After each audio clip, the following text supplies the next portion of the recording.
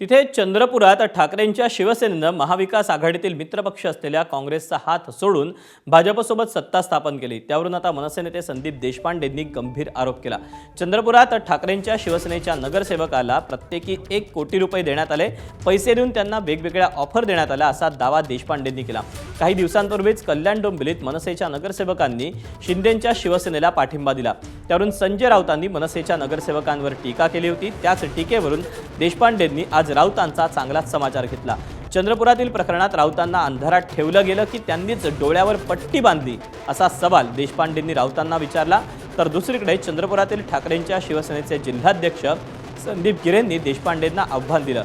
देशपांडेंनी पुरावे द्यावेत, आरोप खरे निघाल्यास राजकारण सोडेन असं गिरे म्हणाले। माझी जी माहिती आहे ती जे नगरसेवक गेले, जी मला माझ्या ऑथेंटिक सूत्राकडनं मिळालेली माहिती आहे, प्रत्येक नगरसेवकाला 1-1 कोटी रुपये हे दिले गेलेले आहेत आणि प्लस या बाकीची ऑफर आहे जी माझी चंद्रपूरमध्ये जे उबाटाचे नगरसेवक गेलेत त्यांना, आणि जो अपक्ष नगरसेवक गेला त्याला 50 लाख रुपये दिले। ही माझी माहिती आहे आणि याच्यावर चौकशी करावी। म्हणजे तुम करे तो रासलीला, हम करे तो कॅरेक्टर ढिला, अशा प्रकारची वागणूक बरी नाही संजय राऊतांची। तुम्ही काँग्रेसबरोबर बसायला पाहिजे होता ना, जर तुम्ही महाविकास आघाडीचा भाग होता। तुम्ही भाजपबरोबर कसे गेले मग तिकडे? म्हणजे तुम्ही कराल ते सगळं चालतं योग्य बरोबर, दुसऱ्यांनी केलं की मग इथे येऊन राजू पाटील भाजपला विकले गेले आहेत, हे असं झालंय तसं झालंय, अशा प्रकारे योग्य नाही ना बोलणं। मग तुम करे तो रासलीला, हम करे तो कॅरेक्टर ढिला। मला नाही माहिती का संदीपजी देशपांडे जे मनसेचे नेते आहे त्यांना ते ऑथेंटिक माहिती कोणी दिली, त्यांनी त्यांचं नाव जाहीर करावं। अगर त्यांनी सांगितलं आम्हाला कोणी पैसे देऊन आम्हाला कोणी विकत घेतलं असेल तर आत्ताच्या आत्ता मी या पदाचा राजीनामा देतो। आम्ही जे लढाई लढलो किंवा जे आमचं जसं जे इथं स्थानिक लेवलवर आमच्यासोबत जे राजकारण झालं हे आम्हाला माहिती आहे। आमचा अपमान किती काँग्रेसने वारंवार खासदार बहिणी जे आहे बहिणी आमच्या त्यांनी कितीदा केला। आम्ही वारंवार सकाळी 10:30 पर्यंत त्यांच्या काँग्रेसच्या ऑफिसमध्ये विजय वडेट्टीवारांच्या घरी बसलो नसतो अगर पैसे आम्हाला भाजपकडून घ्यायचे असते।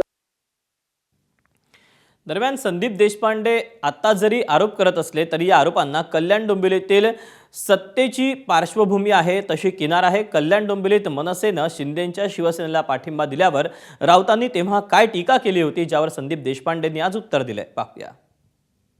अशा तऱ्हेने पक्षांतर करणारे हे राजकीय मनोरुग्ण आहेत। मला काहीतरी हवं आहे आत्ताच, आणि मग शहराचा विकास, गावाचा विकास, राज्याचा विकास, देशाचा विकास, उद्या जगाचा विकास या नावाखाली पक्षांतर वाढत जातात।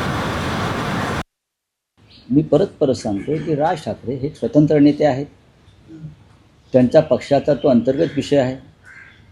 हे जरी खरं असलं तरी ह्या निर्णयामुळे ज्याने घेतलाय तो खालच्या स्तरावर त्यांची राजकारणातली विश्वासार्हता पूर्णपणे संपलेली आहे।